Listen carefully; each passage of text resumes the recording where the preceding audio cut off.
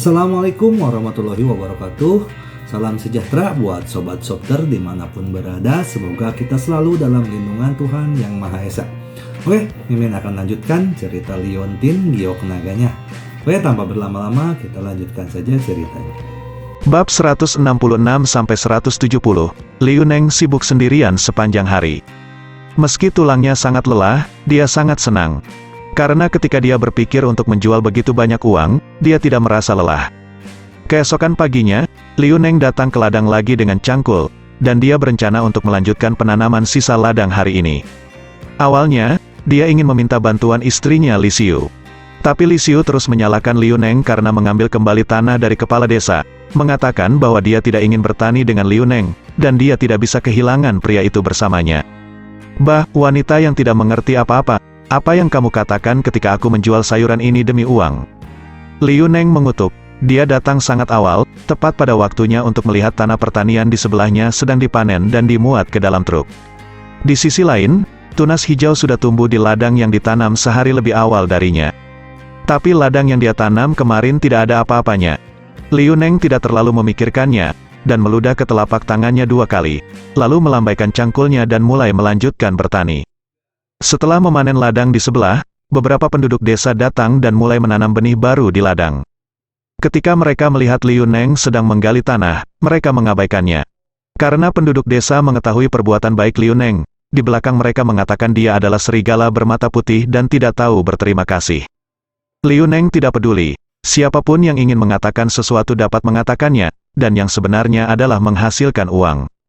Ketika saatnya tiba, dia akan mendapatkan banyak uang, biarkan penduduk desa yang patuh ini cemburu.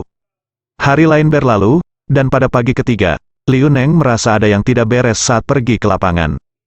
Bagaimana? Ladang di sebelah ditanam hanya 1 hari lebih awal darinya, dan sudah hijau subur.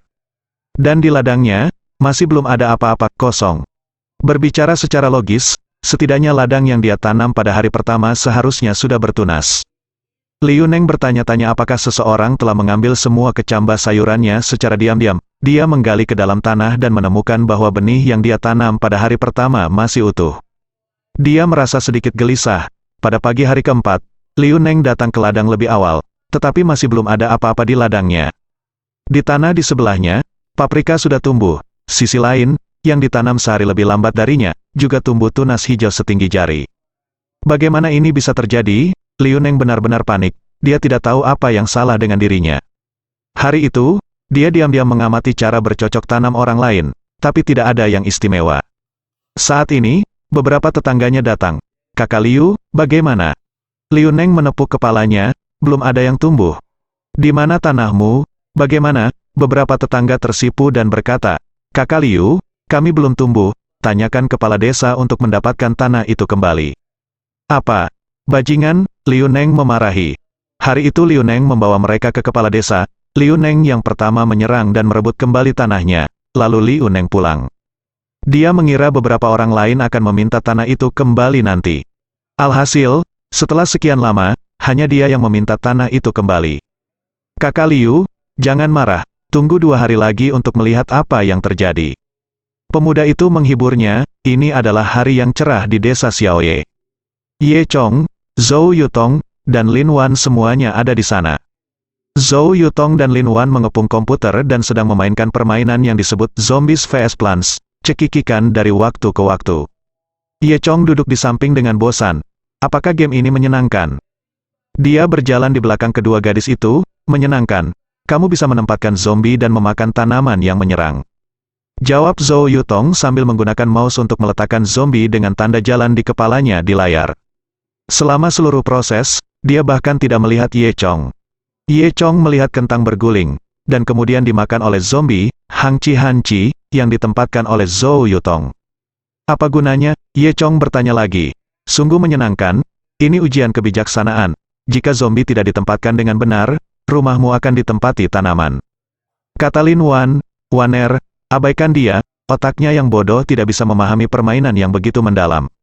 Kata Zhou Yutong sambil meletakkan zombie yang memakai kacamata di layar. Game canggih macam apa ini? Game paling canggih dimainkan di tempat tidur. Tahukah kamu apa itu? Ye Chong bertanya sambil tersenyum. Tanpa diduga, Zhou Yutong dan Lin Wan menggurui layar dan mengabaikan diri mereka sendiri. Ye Chong berkata lagi, ini hanya permainan melahirkan anak. Haha, apakah kamu mau bermain denganku? Menurut kepribadian Zhou Yutong, ketika Ye Chong selesai mengatakan ini, tangan kecilnya sudah terulur untuk mencubit Ye Chong. Tapi hari ini Zhou Yutong mengabaikan Ye Chong dan hanya mengklik layar dengan mouse. Lin Wan bahkan lebih asyik, mengepalkan tinjunya dengan gugup, seolah-olah dia adalah zombie di layar.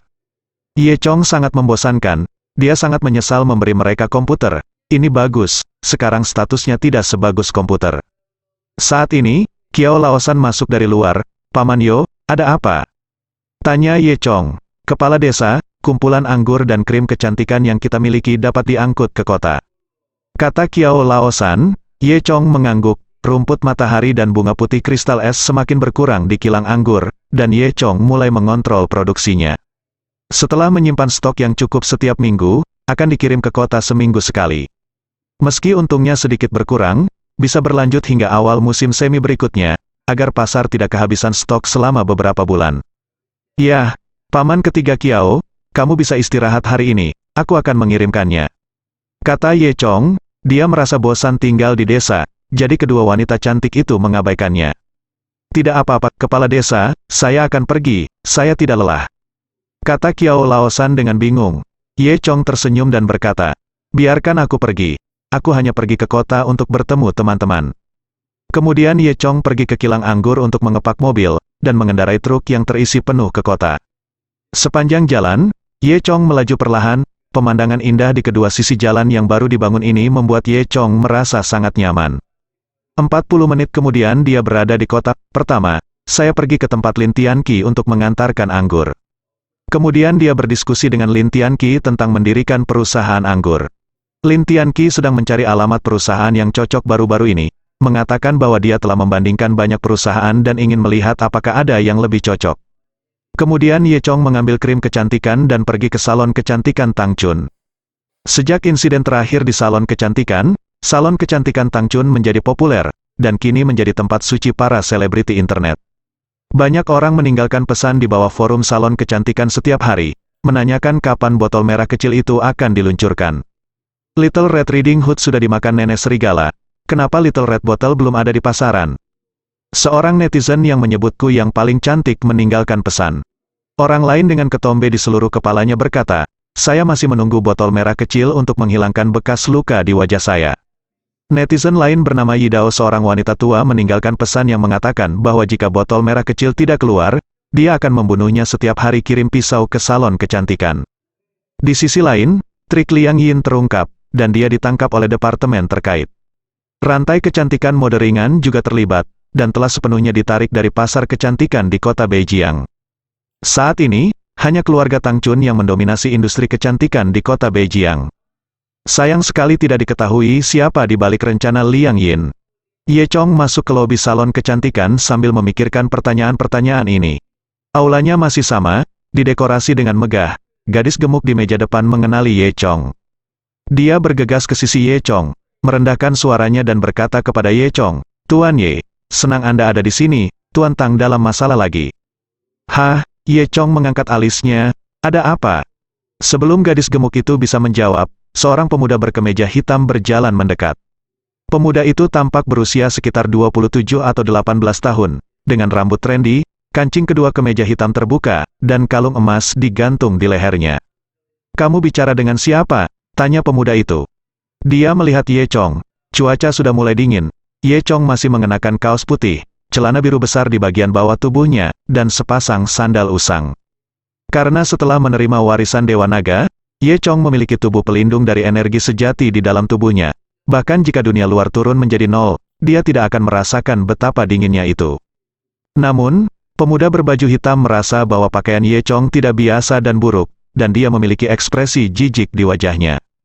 Mengapa semua orang memasukkannya? Hanya orang seperti ini, menurutmu dia mampu membelinya? Pemuda itu menegur gadis kecil gendut itu. Gadis kecil gendut itu tersipu, menundukkan kepalanya dan tidak berani berbicara. Siapa kamu? Ye Chong bertanya. Saya, pria muda itu mencibir. Saya presiden di sini, dan nama saya Tang Jin. Anda presidennya? Ye Chong tertawa. Bagaimana saya ingat bahwa presiden di sini adalah seorang wanita? Tang Jin menatapnya dengan dingin. Ye Chong, kamu tahu banyak, siapa kamu? Tang, Tuan Tang, ini Ye Chong, kata gadis kecil gemuk itu. Tang Jin menatap gadis kecil yang gemuk itu. Sudah berapa kali aku memberitahumu untuk memanggilku Tuan Tang mulai hari ini? Apakah kamu tidak ingin melakukannya lagi? Gadis kecil yang gemuk itu menundukkan kepalanya ketakutan lagi. Kemudian Tang Jin memandang Ye Chong. Jadi kamu adalah Ye Chong. Tang Chun memberitahumu tentang kamu. Aku tahu kamu menemukan formula botol hitam kecil ini. Ye Chong mengangkat bahu, tanpa komitmen. Saat dia berbicara, Tang Jin mengeluarkan cek dengan tulisan 5 juta di atasnya. Dengan 5 juta ini, kamu bisa pergi, dan jangan datang ke sini lagi. Kata Tang Jin. Ye Chong mengangkat alisnya, apa maksudmu? 5 juta, beli formulamu, ambil uangnya, sekarang formulanya tidak ada hubungannya denganmu. Kata Tang Jin. Ye Chong hampir tertawa terbahak-bahak, dia bertanya-tanya dari mana asal sabi. Dia ingin membeli formulanya seharga 5 juta, mengapa Anda tidak menjual villa seharga 5 yuan? Kenapa? 5 juta masih terlalu sedikit, Tang Jin mencibir. Jangan berpikir bahwa jika kamu menemukan botol hitam kecil, kamu bisa masuk dan keluar dari perusahaanku sesuka hati. Perusahaanmu? Ye Chong adalah sedikit kesal. Apakah saya setuju? Mengapa perusahaan Anda, Cao? Bagaimana dengan keluarga Tang kami yang membutuhkan persetujuan Anda? Tang Jin memarahi. Di mana Tang Chun? Tanya Ye Chong. Dia tahu betul bahwa Tang Chun tidak mungkin memberikan salon kecantikan kepada orang lain. Pasti ada alasannya. Kamu tidak mengerti kata-kata orang, kan? Aku bilang aku presiden sekarang. Kenapa kamu mencarinya? Tang Jin berkata dengan marah. Ye Chong melihat ke tangga, mengabaikan Tang Jin, dan berjalan lurus ke atas. Berhenti? Apa yang kamu lakukan? Tang Jin menghalangi jalan Ye Chong. Pergi, atau aku akan memukulmu begitu keras sehingga ibumu tidak akan mengenalimu. Teriak Ye Chong. Tang Jin memarahi. Aku, Cao. Aku belum pernah melihat petani kecil yang kejam dan licik sepertimu, Satpam. Dia meraung, dan segera bergegas ke selusin Satpam berseragam. Ye Chong tidak mengenal penjaga keamanan ini. Tampaknya Tang Jin telah digantikan oleh miliknya sendiri. Pukul aku sampai mati, Tang Jin menunjuk ke arah Ye Chong. Ayo, saudara-saudara, biarkan Tuan Tang melihat kemampuan kita. Kapten keamanan meraung, dan memimpin untuk bergegas dengan tongkat ayun. Di belakangnya, diikuti selusin orang, semuanya berteriak. Ye Chong mendengus dingin dan menendang perut kapten keamanan. Kapten keamanan, yang baru saja memasang wajah galak, segera berubah menjadi ekspresi yang menyakitkan. Tongkat ayun di tangannya juga jatuh, dan dia membungkuk menutupi perutnya dan meraung seperti udang. Pada saat yang sama, lebih dari selusin petugas keamanan lainnya juga mendekati Ye Chong. Mereka melihat Ye Chong menendang kapten mereka dengan satu tendangan, dan sebelum mereka sempat bereaksi, Ye Chong melewati mereka. Ye Chong secepat bayangan, dia tidak melihat bagaimana Ye Chong melakukannya. Tapi kemanapun dia lewat, penjaga keamanan jatuh ke tanah. Setelah beberapa saat, semua satpam berlutut di tanah sambil memegangi perut dan melolong. Mereka membungkuk satu persatu, membungkuk dalam bentuk udang. Saya tidak tahu, saya pikir itu adalah pertemuan lobster laut. Tang Jin, yang berdiri di belakang satpam, tampak ketakutan. Ye Chong sudah berjalan mendekatinya. Kamu, jangan datang ke sini. Tang Jin berkata dengan gemetar sambil mundur. Aku berkata, jika kamu berani menghalangi jalanku, ibumu tidak akan mengenalimu. Setelah Ye Chong berkata, dia menamparkan pipi kiri Tang Jin. Retak, pipi kiri Tang Jin langsung bengkak, dan mulutnya melebar. Sebelum Tang Jin sempat berteriak, Ye Chong menamparkan sisi kanan wajah Tang Jin lagi. Kali ini, kedua sisi wajah Tang Jin bengkak, matanya diperas oleh daging yang membengkak, dan hampir menjadi celah, hidungnya juga ditekan sehingga lubang hidungnya terbalik, dan mulutnya tidak bisa menutup. Saat itulah Ye Chong menaiki tangga dengan puas dan datang ke kantor Tang Chun. Begitu saya memasuki kantor, saya menemukan bahwa ada 3 orang lain di kantor itu. Tang Chun, Tang King Feng dan seorang wanita parubaya berusia 50-an. Mata Tang Chun sedikit merah, jelas dia telah banyak dianiaya. Tang King Feng menarik rambut abu-abunya dengan ekspresi tak berdaya di wajahnya. Dia cukup tua untuk memiliki seorang putra. Hanya seorang putri yang berharga seperti Tang Chun sekarang putri yang berharga telah dianiaya, dia tidak memiliki cara untuk melindungi putrinya, jadi dia merasa sangat sedih. Dan wanita parubaya itu tampak arogan, menyilangkan kakinya, dan duduk di tempat seharusnya Tang Chun berada. Semua orang tercengang saat melihat Ye Chong muncul. Siapa kau? Tanya wanita parubaya itu. Siapa kamu? Ye Chong bertanya. Tang Chun menyeka matanya, lalu berdiri dan berkata kepada Ye Chong, Ye Chong, ini bibi keduaku, Yao Xiangyun. Xiao Chun, aku tidak suka mendengarmu mengatakan itu, apa bibi keduamu? Yao Xiangyun memutar matanya, jangan lupa, kamu baru saja diturunkan ke cabang bawah keluarga Tang, bukan diusir dari keluarga Tang. Tang Chun menelan ludah dan tidak mengatakan apa-apa. Ye Chong tahu bahwa Tang Qingfeng juga mencoba yang terbaik untuk mengendalikannya. Yao Xiangyun memandang Ye Chong, aku tahu kamu, apakah kamu itu Ye Chong? Ye Chong sama sekali mengabaikan Yao Xiangyun, dan bertanya pada Tang Chun dengan lembut, ada apa? Ini bibi kedua dan yang lainnya yang ingin menduduki salon kecantikan saya melihat Ye Chong berubah menjadi gadis kecil yang dianiaya lagi. Tang Chun menangis. Dia tidak tahu mengapa ini terjadi, mungkin di hati Tang Chun, Ye Chong adalah pria yang layak diandalkan. Xiao Chun, jangan bicara terlalu kasar, apa itu dominasi? Aku hanya mengambil alih, Yao Xiangyun memutar matanya lagi. Mereka telah melakukan pekerjaan dengan baik, apakah kamu perlu mengambil alih?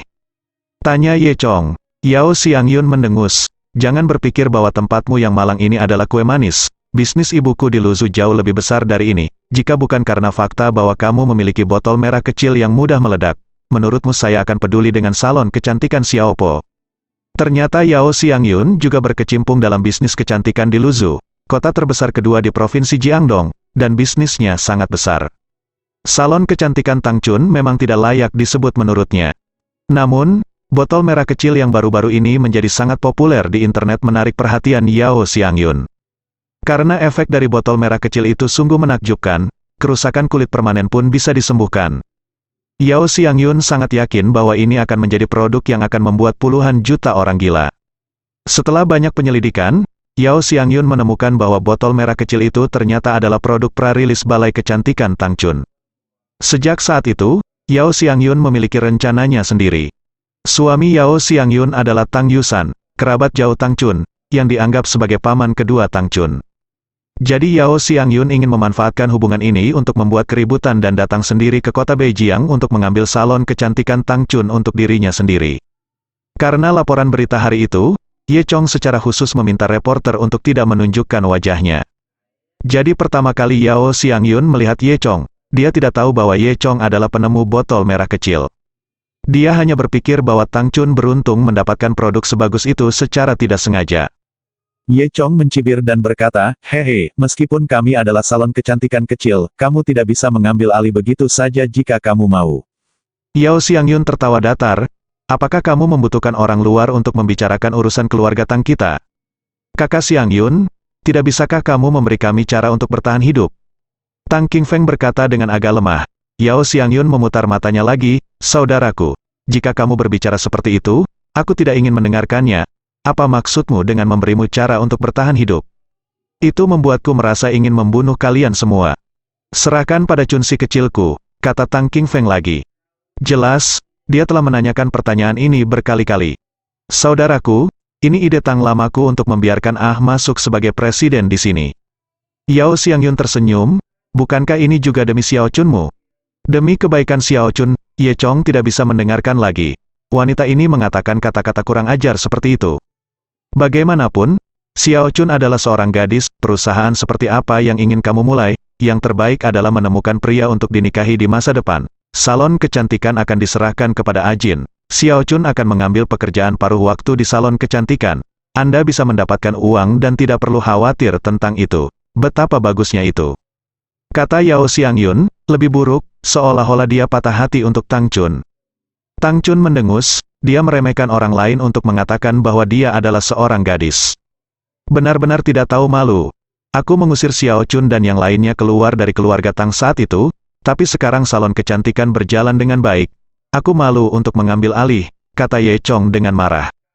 Berhenti mengipasi api di sini, nak, Yao Xiangyun memelototi Ye Chong, lalu menoleh ke Tang Qingfeng. Saudaraku, beri aku kata yang manis, apakah kamu setuju atau tidak? Tang Qingfeng menundukkan kepalanya tanpa mengucapkan sepatah kata pun.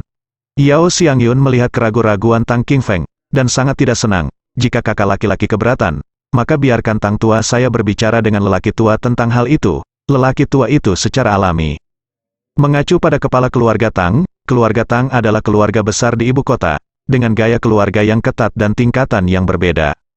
Meskipun Tang Qingfeng diturunkan dari keluarga Tang, dia tetap tidak berani melanggar kata-kata Tuan Tang. Jika lelaki tua itu berbicara, salon kecantikan harus menyerahkannya. Terlebih lagi, Tang Qingfeng sama sekali tidak ingin membuat masalah di level lelaki tua itu.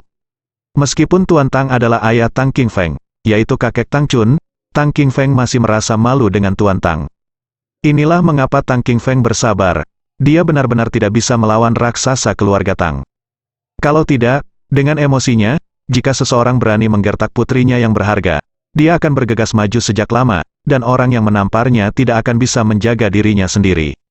Tang Qingfeng menghela nafas, dengan ekspresi yang lebih kesal di wajahnya. Tang Chun tahu betapa memalukan ayahnya, dan dia berkecil hati, "Hei, lupakan Ye Chong, dan berikan dia salon kecantikan." Yao Xiangyun tersenyum dan berkata, "Itu benar." "Tidak," kata Ye Chong dingin, "kamu apa?" Yao Xiangyun memarahi, "Aku ingin kamu ikut campur dalam bisnis di sini." "Siapa bilang itu usil, ini urusanku sendiri." Ye Chong berkata, "Aku juga punya saham di salon kecantikan, dan aku memiliki dia memiliki 60% saham dan memiliki hak mutlak untuk berbicara." "Apa?" Yao Xiangyun menatap, "Nak, jangan bohongi aku di sini." Ye Chong menyentuh lengan Tang Chun. "Chun kecil, beritahu aku." Tang Chun sangat pintar sehingga dia segera mengerti apa yang dimaksud Ye Chong. Dia mengangguk. Benar, Ye Chong berinvestasi dalam teknologi. Faktanya, dia adalah pemegang saham utama. Salon kecantikan? Hei, itu karena saya tidak punya waktu untuk melakukan perhitungan, dan saya di sini hari ini untuk mendapatkan kembali bagianku. Ye Chong tertawa. Yao Xiangyun menyipitkan matanya dengan dingin. "Nak, apakah kamu ingin bermain denganku? Aku sudah berada di mall selama lebih dari 10 tahun. Mungkinkah kamu tidak bisa berurusan denganmu, bocah cilik?" Sertifikat ekuitas di atas meja di depan Ye Chong. Dia mencibir dan berkata, "Tidak ada bukti untuk apa yang Anda katakan. Itu ditulis dalam warna hitam dan putih, dan tidak ada uang Anda di dalamnya." Ye Chong mengangkat bahu dan tersenyum, "Saya telah mengatakan bahwa ini tidak valid, selama Anda menerima panggilan telepon dari saya, dan dalam waktu setengah jam, sertifikat ekuitas baru akan dikirimkan. Apakah Anda ingin membacanya?" Sekarang perusahaan masih di tangan Tang Chun. Selama Tang Chun setuju, Ye Chong dapat memiliki saham sebanyak yang dia mau. Meskipun perubahan kepemilikan saham perlu diajukan, Ye Chong meminta bantuan Lu Wen, dan itu akan segera dilakukan. Yao Xiangyun menyipitkan matanya, berpikir bahwa dia sebenarnya meremehkan petani kecil ini. "Kamu," Yao Xiangyun menggertakkan giginya, tapi tidak ada yang bisa dia lakukan dengan Ye Chong. Ye Chong menatap Yao Xiangyun sambil menyeringai, seolah berkata, "Aku suka caramu terlihat kesal padaku dan tidak ada hubungannya denganku." Yao Xiangyun memutar matanya, "Oke, saya tidak ragu untuk memiliki salon kecantikan kecil ini. Jual resep botol hitam kecil dan botol hijau kecil. Maaf, semua resep ini milik saya tidak ingin membelinya." Kata Ye Chong. Yao Xiangyun menyipitkan matanya, "Aku bisa memberimu harga yang sesuai." "Itu tidak untuk dijual." Ye Chong tersenyum. "Jangan terlalu kaku." Yao Xiangyun mencibir. "Semua orang di sini untuk menghasilkan uang, dan harga yang akan kuberikan padamu harus lebih tinggi dari Tang Chun. Ini bukan masalah harga. Lalu apa pertanyaannya?" "Ini pertanyaan tentang penampilanmu. Aku merasa jijik ketika melihatmu. Bagaimana aku bisa berbisnis denganmu?" Ye Chong tertawa, tampak seperti dia sangat marah sehingga dia tidak mau membayar nyawanya. Tang Chunsin berkata bahwa kata-kata Ye Chong benar-benar menjengkelkan, tapi Yao Xiangyun seharusnya marah. Yao Xiangyun berkata dengan marah, "Kamu benar-benar ingin melawanku untuk gadis kecil ini? Jangan lupa, statusku di keluarga Tang jauh lebih tinggi daripada mereka." Nada suaranya mengancam, neneknya, berani mengancamku, saya membuat saya cemas, dan saya akan memusnahkan seluruh keluarga Tang Anda, Ye Chong berkata dengan sepenuh hati. Kemudian dia mencibir dan berkata, "Apakah statusmu tinggi atau tidak, itu bukan urusanku." Yao Xiangyun merasa kesal dan marah saat melihat Ye Chong begitu keras kepala, dan matanya berkilat tajam. "Jangan berpikir bahwa kamu membodohi dirimu sendiri. Apa yang hebat tentang botol hitam? Hal terpanas di internet sekarang adalah botol merah kecil. Saya akan mendapatkan botol merah kecil itu. Mari kita lihat apakah Anda masih bisa bangga." Kamu Chong terkekeh, "Maaf. Resep botol merah kecil itu juga milikku. Ya, aku juga tidak bisa menjualnya padamu." Yao Xiangyun membeku sesaat dan hampir kehabisan napas. Dia terkejut dan marah. "Yang mengejutkan saya adalah Ye Chong, seorang petani kecil, dapat menciptakan begitu banyak produk ajaib. Dia sangat marah karena semua rencananya dikacaukan oleh Ye Chong sialan ini. Kamu, apa? Yao Xiangyun benar-benar ingin mengutuk. Pada saat ini, Tang Jin mendorong pintu dan masuk. Cao, siapa kamu? Yao Xiangyun sangat marah saat melihat wajah roti kukus masuk, dia terkejut. Ye Chong benar-benar mengalahkan Tang Jin sampai dia bahkan tidak mengenal ibunya. Bu, ini aku, kata Tang Jin dengan wajah sedih. Baru pada saat itulah Yao Xiangyun menyadari bahwa ini adalah putranya. Nak, mengapa kamu menjadi seperti ini? Yao Xiangyun bertanya. Dia melakukannya, Tang Jin menunjuk ke arah Ye Chong. Yao Xiangyun menelan, apakah Ye Chong memukulnya? Itu terlalu kejam, di mana satpam mengawasimu dipukuli? Tanyanya. Agar operasi ini aman, Yao Xiangyun sengaja menemukan lebih dari selusin ahli dari perusahaan keamanan terbaik di Beijing. Semua sampah itu dipukuli sampai habis olehnya. Tang Jin menunjuk ke arah Ye Chong dan berkata. Yao Xiangyun memarahi, sekelompok sampah, nak, jangan khawatir, ibu tidak akan pernah membiarkanmu dipukuli dengan sia-sia. Dia menoleh dan menatap Ye Chong, petani kecil yang berani. Berani memukul anakku? Aku akan memberitahu orang tua itu ketika aku kembali, Tang. Kamu menungguku mati. Kemudian Yao Xiangyun menoleh ke Tang Qingfeng lagi. Dan kamu, bahkan membiarkan orang luar mengurus urusan keluarga Tang kita.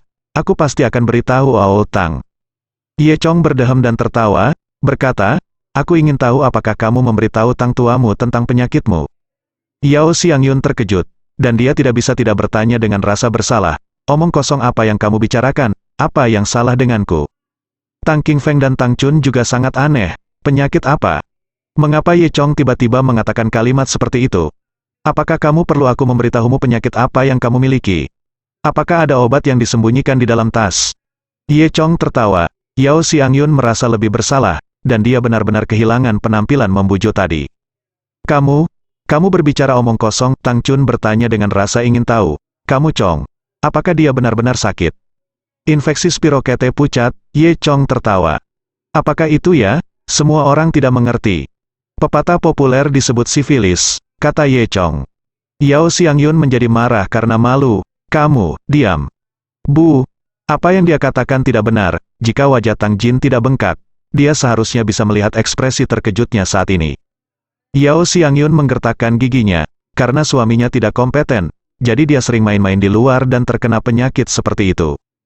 Dia tidak tahu bagaimana Ye Chong melihatnya, dia melakukannya dengan sangat rahasia. Bahkan suaminya tidak melihatnya. Bagaimana? Apakah kamu ingin memanggil Tang dan mari kita bicara bersama? Ye Chong tertawa. Yao Xiangyun memberi Ye Chong tatapan kejam. Beraninya dia memberitahu suaminya tentang ini. Latar belakang lama semacam ini telah terungkap, dan tidak mungkin baginya untuk mendapatkan keuntungan apapun hari ini. Yao Xiangyun tidak punya pilihan selain mundur dengan malu. Dia menyeret Tang Jin keluar dari pintu. Ye Chong, aku ingat kamu. Tunggu aku, ibu dan anak itu pergi dengan malu. Hanya menyisakan Tang Chun, putrinya dan Ye Chong di kantor. Tang Qingfeng berjalan ke arah Ye Chong sambil tersenyum, dan menepuk bahu Ye Chong. Saudaraku, terima kasih hari ini. Sama-sama, Tuan Tang, kata Ye Chong. Kali ini Yao Xiangyun tidak berani memikirkan salon kecantikan Xiao Chun lagi. Kata Tang Qingfeng, kemudian dia menepuk kepala Tang Chun. Xiao Chun Si, semuanya sudah berakhir, tidak apa-apa. Tang Chun mengangguk dengan patuh, tetapi tidak berbicara. Jelas, Tang Chun juga sedikit tertekan karena kejadian sebelumnya. Tang Qingfeng memandang Tang Chun dengan sedikit kesusahan, dia sangat mengenal putrinya.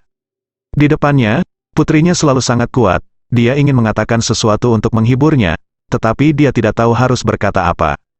Tang Qingfeng memandang Ye Chong di sebelahnya, berpikir bahwa Ye Chong seharusnya dapat membantu Tang Chun menyelesaikan keluhannya. Memikirkan hal ini, Tang Qingfeng meletakkan tangannya di belakang punggungnya. Kalau begitu aku akan pulang dulu, kakakku punya waktu untuk makan di rumah.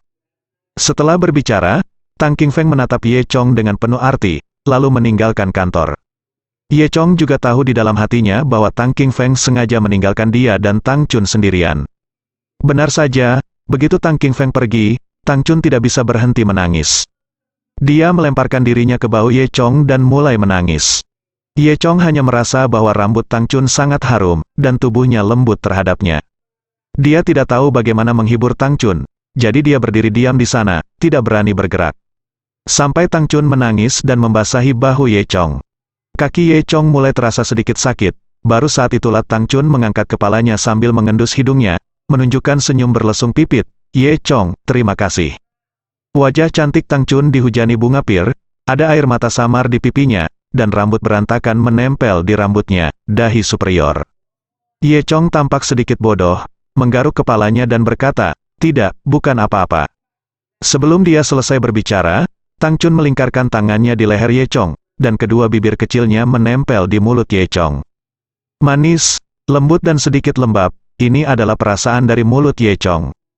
Wenxiang Nefrite menempel di dadanya, membuat otak Ye Chong menjadi kosong, dan dia tidak bereaksi sampai dia dicium selama beberapa detik. Ye Chong merangkul tubuh Tang Chun, menekannya erat-erat ke tubuhnya, dan kemudian menjulurkan lidahnya, berusaha mati-matian untuk bekerja sama dengan gerakan pihak lain. Pada saat ini, Tang Chun tiba-tiba terbangun, tidak mungkin. Ada apa? Ye Chong tidak melepaskan tangannya yang memegang Tang Chun. Tidak, jika kita bersama, tindakanmu di masa depan akan terikat oleh keluarga Tang. Kata Tang Chun, jika Ye Chong benar-benar bersama Tang Chun, itu milik keluarga Tang. Begitu menjadi anggota keluarga Tang, beberapa produk di tangan Ye Chong pasti akan dihancurkan oleh keluarga Tang. Karena keinginan Tuan Tang untuk mengendalikan keluarga sudah mencapai tingkat yang keterlaluan. Tang Chun tahu bahwa Ye Chong memiliki idenya sendiri, dan dia tidak ingin Ye Chong ditahan oleh keluarga Tang. Oh, aku tidak takut dengan keluarga Tang atau tidak. Kata Ye Chong dengan tidak sabar, api jahat dalam dirinya telah ditarik keluar oleh Tang Chun sejak lama. Tetapi saat ini Tang Chun berkata tidak, sialan ini tidak curang. Tang Chun mengabaikan Ye Chong, dan mendorong dada Ye Chong dengan kedua tangan, benar-benar tidak. Ye Chong tidak bersikeras lagi, dan melepaskan Tang Chun dengan tangannya. Ye Chong entah kenapa tersesat saat dia merasakan Tang Chun pergi dari dekat tubuhnya. Ya, maafkan aku Ye Chong, bukannya aku tidak mau, kita benar-benar tidak bisa bersama, setidaknya tidak sekarang. Kata Tang Chuong dengan kepala tertunduk. Setelah selesai berbicara, dia duduk di sofa, mengeluarkan tisu toilet dan menyeka hidungnya. Ye Chong menggaruk kepalanya, wajahnya yang tua memerah karena malu, dan dia tidak tahu harus berkata apa untuk sementara waktu. Hidung Tang Chun sedikit merah, dan dia tersenyum, aku benar-benar minta maaf karena membiarkanmu melihatku seperti ini. Ye Chong kembali ke penampilannya yang biasa, dan duduk di samping Tang Chun sambil tersenyum, apa yang memalukan, saya pikir Anda terlihat jauh lebih baik dari biasanya. Persetan, Tang Chun mengepalkan tinjunya dan menunjuk ke arah Ye Chong. Apakah keluarga Tang benar-benar menakutkan? Melihat suasana hati Tang Chun membaik, Ye Chong mengambil kesempatan untuk bertanya. Tang Chun mengangguk, keluarga Tang dianggap sebagai keluarga besar di ibu kota. Tetapi Anda tidak perlu khawatir, Yao Xiangyun dan yang lainnya hanyalah cabang dari keluarga Tang. Bahkan jika Anda membunuh mereka, cabang utama dari keluarga Tang tidak akan repot-repot untuk melihatnya. Ye Chong mengangkat bahu, dia sebenarnya tidak peduli, di matanya keluarga Tang tidak ada artinya sama sekali.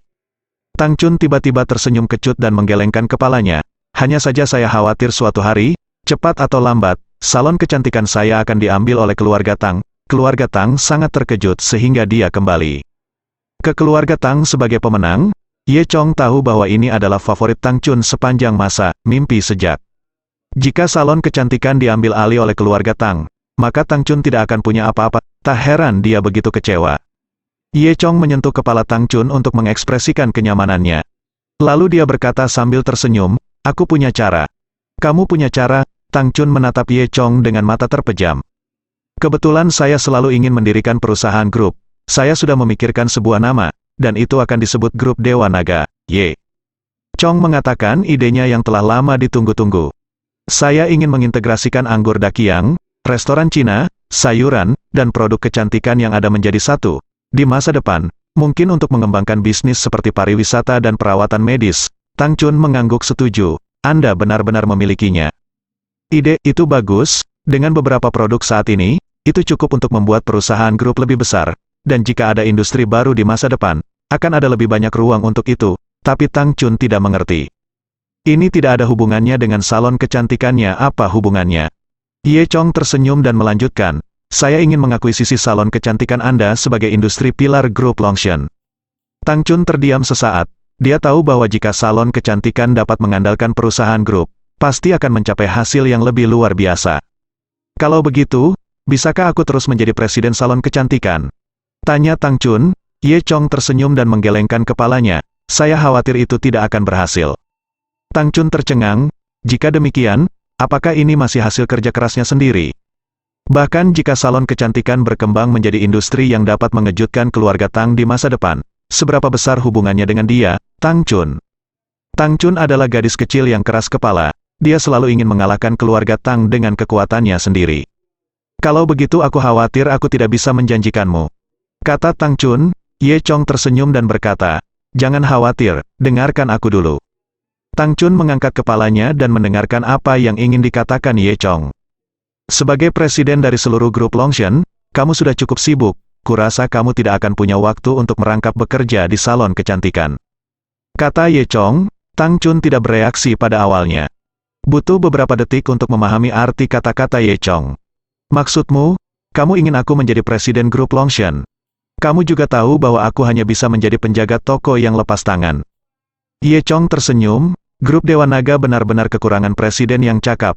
Jadi, apakah kamu menyukainya? Kepala kecil Tang Chun seperti ayam yang mematuk titik nasi, berkata dengan penuh semangat, tentu saja saya bersedia.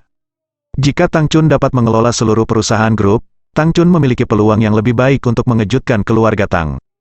Kalau begitu sudah beres, salon kecantikanmu adalah salah satu industri inti dari grup Dewa Naga kita, kata Ye Chong sambil tersenyum. Tidak masalah. Tang Chun menunjukkan dua gigi taring kecil, tersenyum sangat manis. Suasana suram sebelum, ngomong-ngomong, apa rencana selanjutnya? Tang Chun bertanya. Ye Chong menggaruk kepalanya. Dia hanya punya ide. Dia benar-benar tidak memikirkan rencana spesifiknya. Bagaimana menurutmu? Apa yang harus kita lakukan dulu? Tanyanya. Lagi pula, Tang Chun cukup profesional di bidang ini. Ya, saya pikir kita perlu membangun gedung kantor pusat perusahaan terlebih dahulu. Hanya ketika kita memiliki benteng barulah kita dapat bertempur dengan keras, kata Tang Chun. Ye Chong mengangguk setuju. Karena ini adalah perusahaan grup, ini bukan bisnis kecil. Menyewa gedung perkantoran atau semacamnya tidak cocok. Yang terbaik adalah menemukan sebidang tanah dan membangun gedung sendiri. Serahkan ini padaku, aku akan menemukan tanah yang cocok. Tang Chun berkata sambil tersenyum, dijamin murah dan bagus. Ye Chong setuju dengan kedua tangan. Kali ini dia tidak berpura-pura sombong dan mengatakan sesuatu seperti uang bukan masalah kepada Tang Chun. Membeli tanah dan membangun kantor pusat perusahaan membutuhkan dana ratusan juta dolar. Dengan investasi sebesar itu, uang benar-benar menjadi masalah. Bahkan Ye Chong perlahan harus mencari cara untuk menyatukannya. Jangan khawatir jika kamu menyerahkannya padaku. Tang Chun kembali ke tampilan elit bisnisnya. Baiklah, kalau begitu aku akan menyerahkannya padamu. Ye Chong tersenyum. Setelah menyelesaikan bisnis mereka, keduanya dalam suasana hati yang baik dan santai. Ye Chong bertanya sambil tersenyum, ngomong-ngomong, kamu baru saja memberitahuku. Setidaknya tidak sekarang, jadi aku ingin tahu kapan. Setelah mendengar ini, wajah Tang Chun tiba-tiba memerah. Dia tidak bisa menahan diri sekarang, dan berkata kepada Ye Chong, bukannya aku tidak mau, kita benar-benar tidak bisa bersama, setidaknya tidak sekarang. Yaitu, jika suatu hari kamu, Tang Chun tiba-tiba berkedut seperti gadis kecil, jika kamu bisa mengalahkan keluarga Tang, tidak apa-apa. Ye Chong tersenyum. Dia tahu bahwa Tang Chun khawatir keluarga Tang akan buruk untuk dirimu sendiri. Nyatanya, apa yang dikatakan Tang Chun benar. Hanya jika dia cukup kuat, keluarga Tang tidak akan membuat masalah untuknya. Mudah untuk mengatakannya, tunggu saja, itu tidak akan terlalu lama. Ye Chong tertawa. Tang Chun terkikik, ledakan saja. Berhenti bicara, aku akan bekerja keras, sampai jumpa. Ye Chong merasa penuh semangat juang, dia berdiri, berbalik dan pergi. Melihat bagian belakang Ye Chong pergi, Tang Chun menunjukkan senyum manis. Ye Chong, aku sangat berharap suatu hari nanti, kamu akan lebih kuat dari keluarga Tang. Dia berkata pada dirinya sendiri, saat Ye Chong kembali ke desa, Zhou Yutong dan Lin Wan masih memainkan permainan itu. Mereka bahkan tidak menyadari bahwa Ye Chong telah keluar. Baru setelah larut malam, Zhou Yutong menggosok matanya, berdiri dari kursi dan menggeliat. Ah, Yutong, kamu lihat hari sudah mulai gelap, dan kita bermain sepanjang hari, baru. Saat itulah Lin Wan melihat langit di luar, ya. Zhou Yutong berkata, tampaknya permainan ini hanya membuang-buang waktu, kita harus menahan diri. Ye Chong duduk di samping dan tertawa, waktu berlalu seperti air dan waktu berlalu, kita tidak bisa membuang waktu kita yang baik untuk permainan. Kata Zhou Yutong dengan benar. sepertinya bukan dia yang baru saja menampilkan zombie di layar. Saat dia berbicara, dia melihat tanggal di sudut kanan bawah komputer. Ah, besok adalah hari guru. Zhou Yutong tiba-tiba menyadari bahwa hari ini adalah tanggal 9 September. Tidak, aku akan lupa jika kamu tidak memberitahuku. Ye Chong hanya menyadarinya, di desa Xiaoye, ada seorang guru desa bernama Wen Fugui, yang berusia 60-an dan seorang lelaki tua di desa itu seperti Ye Guangcai.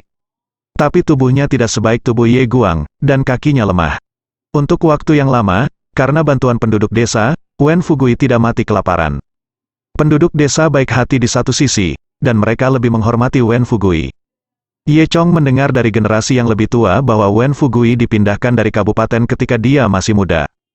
Kemudian saya bekerja sebagai guru di desa Xiaoye selama 40 tahun. Sebagian besar penduduk desa di desa Xiaoye dididik oleh Wen Fugui. Ia mengajar dari TK, SD hingga SMP. Dalam beberapa tahun terakhir, orang-orang di desa telah mengirim anak-anak mereka untuk belajar di kabupaten sejak sekolah dasar, sehingga Wen Fugui secara bertahap pensiun. Tapi penduduk desa masih mau memanggilnya Pak Wen. Bahkan sekolah dasar Ye Chong diajar oleh Wen Fugui. Zhou Yutong dan Ye Chong membuat rencana dan berencana mengunjungi Wen Fugui keesokan harinya. Malam itu, Ye Chong secara khusus menyiapkan banyak makanan lezat sebagai hadiah. Keesokan paginya, keduanya datang ke rumah Wen Fugui bersama. Wen Fugui tinggal di utara desa, halamannya kecil, ilalang sudah lama tidak dibersihkan, dan ilalang sudah mencapai pergelangan kakinya. Hanya ada seekor anjing hitam tua di halaman, berbaring malas di tanah. Apakah Guru Wen ada di rumah? Kepala desa dan saya di sini untuk menemui Anda. Teriak Zhou Yutong, kepala desa dan sekretaris partai ada di sini. Silakan masuk, silakan masuk. Sebuah suara tua terdengar dari dalam rumah. Ye Chong dan Zhou Yutong masuk ke kamar. Begitu pintu dibuka, ada dapur, ada panci hitam di atas kompor, di sebelahnya ada tangki air yang ujungnya patah, lalu meja dari papan kayu, dan mangkuk porselen putih kotor. Diletakkan di atasnya, dapur dipisahkan oleh tembok api, yaitu ruangan tempat Wen Fugui tidur. Wen Fugui sedang duduk dari kang, kakinya tidak berfungsi dengan baik, dan dia harus bersandar pada bangku yang rusak untuk bangun. Pegangan bangku yang rusak itu mengkilat karena dipegang oleh Wen Fugui sepanjang tahun. Wen Fugui memandang Ye Chong dengan ceria, merasa sangat bahagia. Dia tahu bahwa perubahan baru-baru ini di desa semuanya disebabkan oleh Ye Chong. Sebagai mantan guru Ye Chong, Wen Fugui merasa sangat puas. Tuan Wen, hari ini adalah hari guru. Kami datang menemui Anda dan membawakan Anda makanan. Zhou Yutong membantu Wen Fugui duduk di tepi kang. Oh, terima kasih, kamu masih mengingatku sebagai orang tua. Wen Fugui tersenyum. Tuan Wen, sama-sama, saya adalah siswa yang Anda ajar. Ye Chong tertawa. Wen Fugui berkata dengan gembira, Kepala desa, Anda sangat menjanjikan sekarang. Ye Chong menggaruk kepalanya, dimanapun Anda berada, lakukan yang terbaik untuk berkontribusi pada kampung halaman Anda. Wen Fugui mengenang, saya ingat Anda ketika saya datang ke sekolah pada hari pertama. Saya masih kecil, tidak setinggi angsa besar, menangis sepanjang hari. Benarkah? Zhou Yutong tersenyum, aku tidak tahu, Ye Chong, ketika kamu masih muda, kamu sering menangis ya? Ye Chong tersenyum malu, itu semua hal lama. Aku mengingatnya dengan sangat jelas, di kelas pertama, aku mengajarimu binatang. Wen Fugui berkata, tidak ada kucing di desa kami. Aku mengeluarkan gambar kucing itu, dan kalian semua berpikir itu aneh. Iya, aku punya kesan. Ye Chong tertawa, kalau begitu, apakah kamu masih ingat apa yang aku ajarkan padamu? Apa yang tidak bisa kamu beri makan kucing itu? Tanya Wen Fugui. Ye Chong menggaruk kepalanya, bagaimana dia bisa mengingat hal-hal ini? Ya, itu bawang, kucing akan diracuni jika makan bawang. Wen Fugui menggelengkan kepalanya dan berkata sambil tersenyum. Ye Chong menepuk pahanya, ya, saya baru ingat, bersambung.